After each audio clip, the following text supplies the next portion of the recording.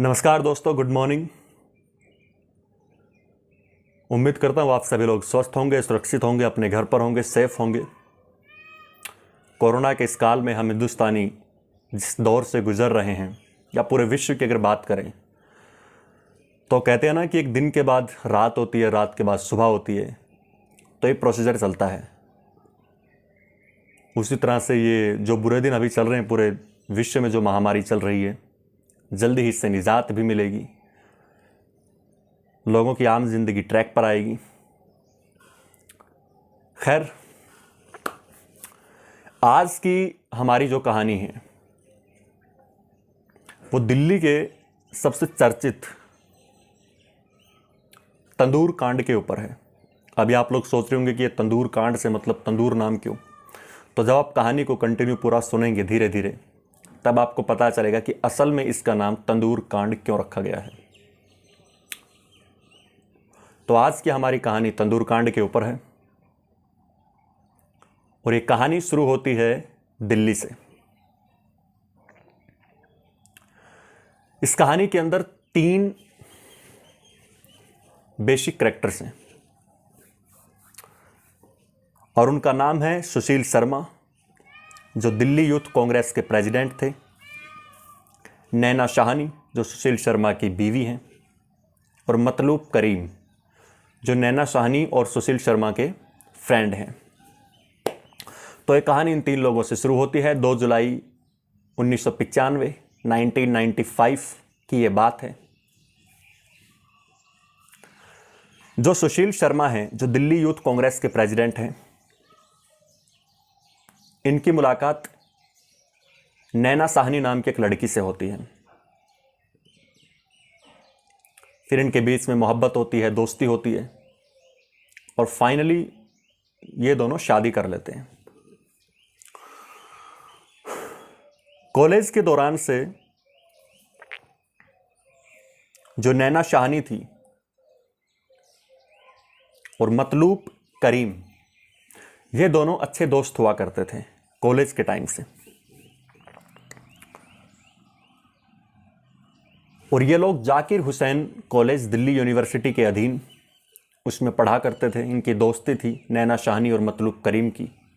फिर नैना शाहनी को सुशील शर्मा से प्यार हो जाता और फिर ये दोनों शादी कर लेते हैं। हालांकि ये तीनों NSUI से जुड़े हुए थे। तो फिर उसके बाद सुशील शर्मा नेशनल यूथ कांग्रेस के प्रेसिडेंट बनते हैं दिल्ली में और नैना शाहनी से शादी कर लेते हैं। शादी के बाद जो सुशील शर्मा हैं, इनको अपनी पत्नी नैना शाहनी पर शक होने लगता है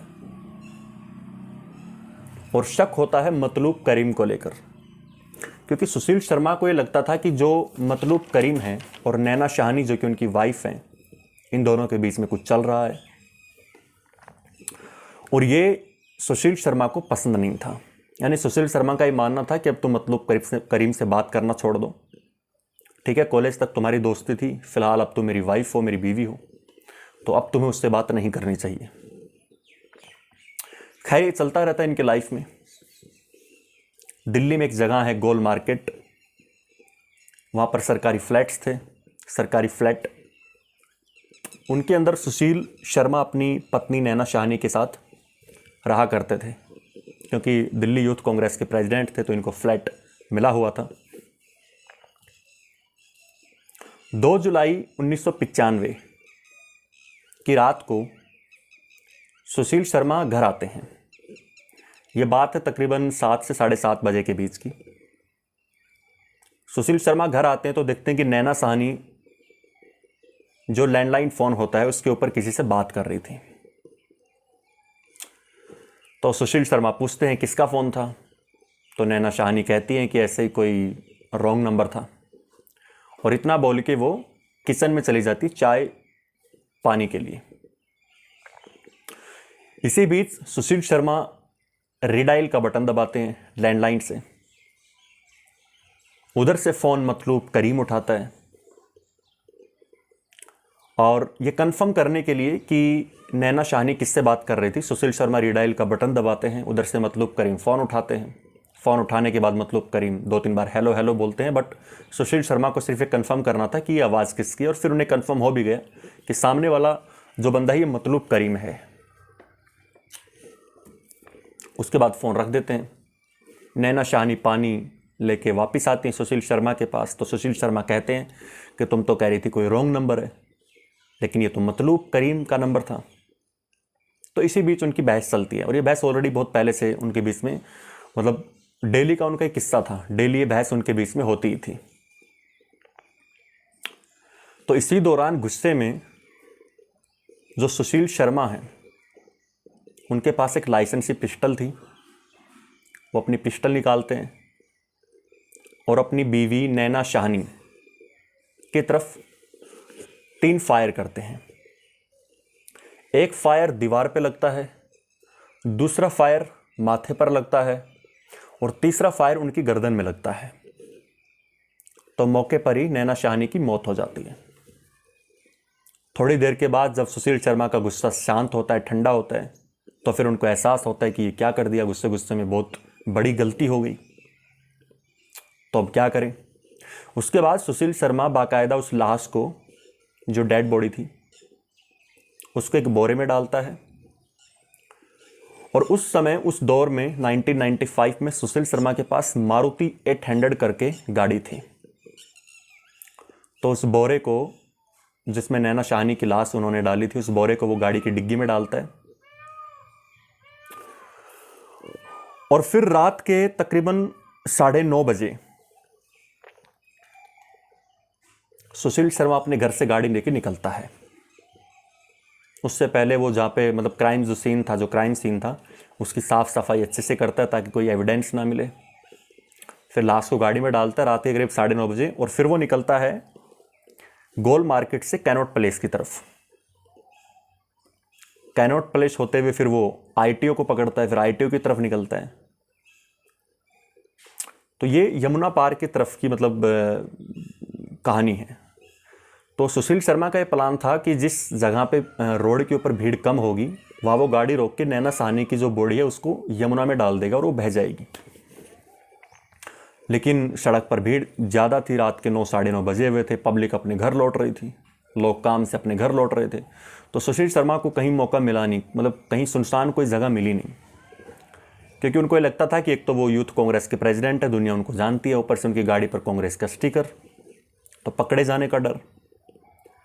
तो फिर वो प्लान चेंज करते हैं और वापस कैनॉट प्लेस की तरफ वापस लौटते हैं। कैनॉट प्लेस में अशोका यात्री निवास में बगिया रेस्तरा करके उनका अपना एक रेस्टोरेंट था। बगिया रेस्तरा करके। वो अपने रेस्टोरेंट में पहुंचते हैं। वहां पर उनका मैनेजर होता है केशव। तो केशव, असल में जो केशव है वो उस जो बगिया रेस्टोरेंट है उसकी देखरेख केशव के अधीन ही थी। तो सुशील शर्मा केशव के पास पहुंचता और पहुंच के कहता है कि ये ऐसा करो, जल्दी से जो लोग ये बैठे इनको बाहर भेजो और कह दो कि खाना ख़त्म हो गया है, रेस्टोरेंट बंद करने का टाइम हो गया, लाइट वाइट सब ऑफ कर दो। तो अचानक से सुशील शर्मा भी थोड़ा सा चौंक जाते हैं कि मतलब ऐसे कैसे, भी तो खाना भी बचा हुआ है, लोग भी खा रहे हैं बैठ के। तो सुशील शर्मा कहता है कि जो लोग खा रहे हैं इनको खाने दो, और जो बाहर से नहीं आ रहे खाना खाने के लिए उनको मना कर दो कि जो खाना है वो ख़त्म हो गया है। तो तब तक जो लोग खाना खा रहे थे वो भी खाना खा चुके होते हैं, चले जाते हैं। जो वर्कर्स, जो कुक वगैरह थे, जो वेटर का जो स्टाफ था, उसको भी सुशील शर्मा भेज देता है अपने घर पर, अपने घर पर उनको भी भेज देते हैं। और फिर रेस्टोरेंट की सारी लाइटें बंद कर देते हैं। तो वहीं पर साइड में तंदूर जला हुआ था। तंदूर जैसे बेसिकली आप देखते होंगे शादी पार्टियों के फंक्शन में जब आप जाते हैं या किसी रेस्टोरेंट में, होटल में, जो तंदूर के अंदर रोटियां बनती हैं, वो तंदूर जिसके अंदर भट्टी होती है और आग लगी हुई होती है, रोटी पकती है। तो तंदूर वहाँ पे जल रहा था, उसकी जो आग है वो शांत नहीं हुई थी। तो सुशील शर्मा, जो मैनेजर है केशव, उसको सारी कहानी बताता है कि कैसे कैसे नैना शाहनी और उसके बीच में आज लड़ाई हो गई थी, और फिर उसी गुस्से में उसने अपनी पत्नी नैना शाहनी को 3 गोलियां मार दी। लगी 2 थी, और अब उसकी पत्नी की लाश को ठिकाने लगाना है। तो सुशील शर्मा जो कि केशव मैनेजर, जो कि सुशील शर्मा का बहुत अच्छा दोस्त था, तो कहता ठीक है मैं तुम्हारा साथ दूंगा ठिकाने लगाने के लिए लाश को। तो फिर वो तंदूर के ऊपर उस लाश को रख देते हैं और तंदूर में आग लगाते हैं। लेकिन वो देखते हैं कि जो तंदूर अच्छे से आग पकड़ नहीं रहा है, मतलब डेड बॉडी को तंदूर के ऊपर रखते हैं, नीचे से आग लगाते हैं, तो वो देखते हैं कि जो आग की जो लो है वो इतनी तेज नहीं है कि डेड बॉडी जल सके। तो फिर वो उसमें कुछ कागज़ वागज़ डालते हैं वहीं से उठा के, फिर भी आग इतना भड़कती नहीं है। फिर उसके बाद सुशील अपने मैनेजर केशव को बोलता है कि ऑफिस रूम में जाओ, वहाँ पर मेरी पार्टी के पोस्टर्स पड़े हैं, पर्चे वर्चे, उनको उठा के लाओ, जितनी भी सारे उठा लो। तो केशव भाग के जाता है, पोस्टर उठा के लाता है और वो उस भट्टी में डाल देता है। लेकिन फिर भी आग कुछ देर के लिए भड़की, लेकिन फिर वो शांत हो गई। अब सुशील शर्मा सोचता है कि यार आखिर मतलब क्या करें, कैसे इस बॉडी को जलाएं, कैसे आग तेज करें। तो फिर वो देखता है कि भट्टी के जो साइड में, तंदूर के साइड में बटर रखा हुआ है। तो सुशील शर्मा उस बटर को डेड बॉडी के ऊपर डालता है। तो जैसे ही डेड बॉडी के ऊपर बटर डालता है तो आग भड़कती है। तब वो देखता है कि हाँ आग भड़क रही है, यानी बटर काम कर रहा है। फिर वो सारा का सारा बटर एक साथ तंदूर में डाल देता है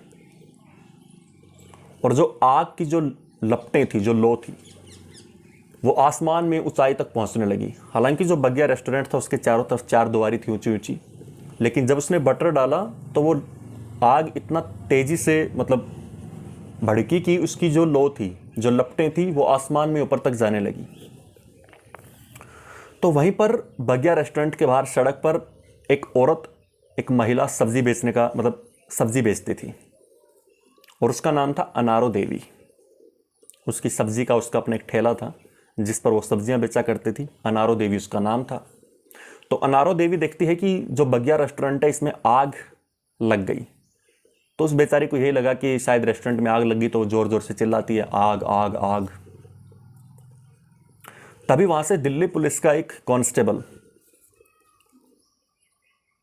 अब्दुल नज़ीर गुंजू, साउथ इंडियन था ये, दिल्ली पुलिस के कांस्टेबल वहां से गुजरता है और बुढ़िया उसको बताती है कि बेटा इस रेस्टोरेंट में आग लगी हुई है। तो जो कांस्टेबल था वो देखता है कि आग तो लगी हुई है, तो वो उस रेस्टोरेंट में पहुंचता है। जैसे वो गेट में घुसने की कोशिश करता है, सामने सुशील शर्मा और उसका मैनेजर केशव थे भट्टी के पास। तो केशव गेट के पास आता है, कांस्टेबल को समझाता है। कांस्टेबल कहता है भैया आग थोड़ी कम करो, बहुत ज़ोर से आग है, लग जाएगी किसी को। तो केशव कहता है कि आप जाइए, हम कुछ ख़राब मटेरियल था, कुछ पर्चे वर्चे थे पार्टी के, वो बैनर वो सब जला रहे हैं, तो कोई दिक्कत वाली बात नहीं, हम देख लेंगे। तो ऐसा कह के वो कांस्टेबल को बाहर भेज देते हैं। लेकिन थोड़ी देर बाद कांस्टेबल फिर देखता है कि जो आग है वो शांत हो नहीं रही। वो दोबारा से पहुंचता है रेस्टोरेंट में। फिर से केशव और सुशील शर्मा कांस्टेबल को समझाते हैं कि हम कर लेंगे, हम कुछ जला रहे हैं इसके अंदर और ये हो जाएगी शांत। लेकिन इस बार जो कांस्टेबल वो कहता है कि मुझे ज़रा दिखाओ, तुम ऐसा जला क्या रहे हो भाई, मतलब इस भट्टी में ऐसा क्या जला रहे हो, मुझे दिखाओ। जब वो भट्टी के पास पहुंचता है तो देखता है कि भट्टी के ऊपर एक इंसानी डेड बॉडी रखी हुई है। उसके हाथ पैर जब उसको दिखते हैं तो वो घबरा जाता है और वो कांस्टेबल बाहर आ जाता है।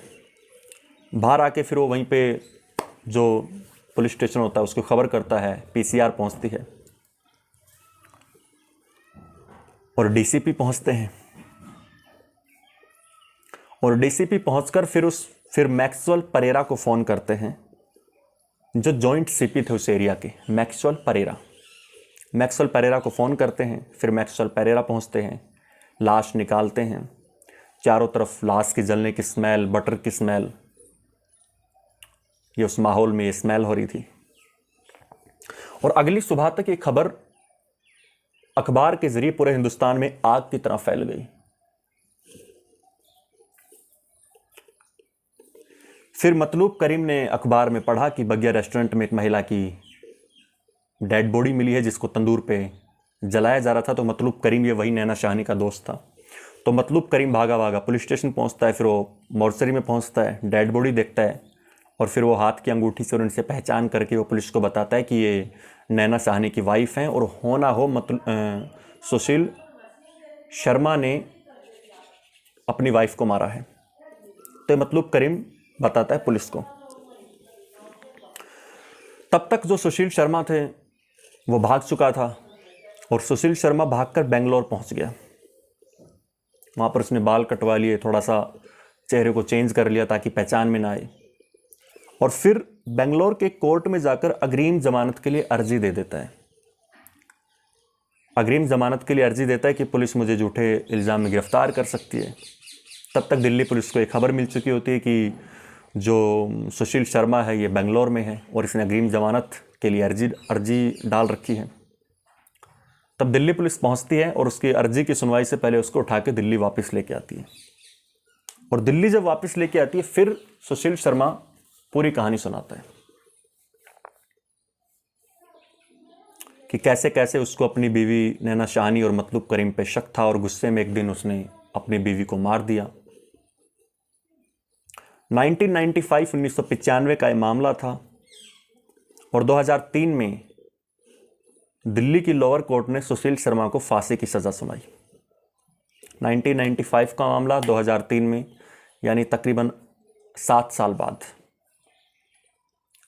दिल्ली की लोअर कोर्ट सुशील शर्मा को फांसी की सज़ा सुनाती है। केशव को, जो उसका मैनेजर था, 7 साल की सख्त सज़ा सुनाती है। उसके बाद सुशील ने हाई कोर्ट में अपील की, बट हाई कोर्ट ने लोअर कोर्ट के फैसले को ज्यों का त्यों रखा, क्योंकि हाई कोर्ट और लोअर कोर्ट का मानना यह था कि ये हिंदुस्तान में पहला ऐसा क्राइम है कि अपनी वाइफ या किसी भी डेड बॉडी को तंदूर में जला के उसकी पहचान मिटाना। तो ये अपने आप में एक बड़ा ही सनसनीखेज मामला था। तो हाई कोर्ट भी सज़ा को बरकरार रखता है। फिर सुशील शर्मा सुप्रीम कोर्ट पहुंचता है और 2013 में सुप्रीम कोर्ट फैसला सुनाता है और सुप्रीम कोर्ट फिर हाई कोर्ट और लोअर कोर्ट के फैसले को दरकिनार करते हुए सुशील शर्मा की जो सज़ा है उसको उम्र कैद में तब्दील करता है। हालांकि उस टाइम उम्र कैद 15 साल 20 साल हुआ करती थी। आज के टाइम पे अगर उम्र कैद सुनाते हैं तो बाकायदा उस पर जज लिखता है कि उम्र कैद कितना, तो उसमें लिखा जाता है कि जब तक ये जिंदा है तब तक। लेकिन उस दौर में 15 से 20 साल की सज़ा को उम्र कैद सज़ा उम्र कैद सज़ा होती थी वो। 2015 में सुशील शर्मा पैरोल के लिए अर्जी देता है, यानी 2013 में सुप्रीम कोर्ट फैसला सुनाता है उम्र कैद का और 2015 में सुशील शर्मा पैरोल के लिए एप्लीकेशन डालता है। और वो दलील ये देता है कि मैं उम्र कैद से ज़्यादा की सज़ा काट चुका हूँ, अब मुझे पैरोल दी जाए। और उसको पैरोल मिल भी जाती बिना किसी शर्त के कि कब वो वापस जेल आएगा कब नहीं आएगा, बिना किसी शर्त के उसे पैरोल मिल भी जाती है। जब सुशील शर्मा जेल में था तो कैदियों को कुछ छुट्टियां मिलती हैं, तो वो छुट्टियां अगर इकट्ठी करें तो सुशील शर्मा की टोटल छुट्टियां मिला के 4 साल हो जाती है, यानी 20 साल उसने जेल में सज़ा काटी प्लस 4 साल उसकी छुट्टियां, तो 24 साल की इसकी सज़ा हो गई। तो अभी सुशील शर्मा पैरोल पर बाहर है, लेकिन अब शायद लगता नहीं कि वो वापस जेल जाएगा क्योंकि उसकी सज़ा पूरी हो चुकी है उस दौर के हिसाब से। दिल्ली सरकार मान गई है और दिल्ली के जो लेफ्टिनेंट गवर्नर हैं अभी उनके दस्तखत होना बाकी है। उसके बाद सुशील शर्मा पूरी तरह से बरी हो जाएंगे और अभी उनको आज़ाद कर दिया गया। तो ये कहानी थी तंदूर कांड की। उम्मीद करता हूँ आपको अच्छी लगी होगी,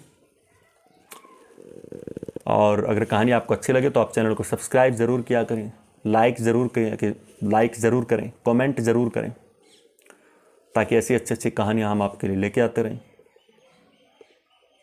थैंक यू।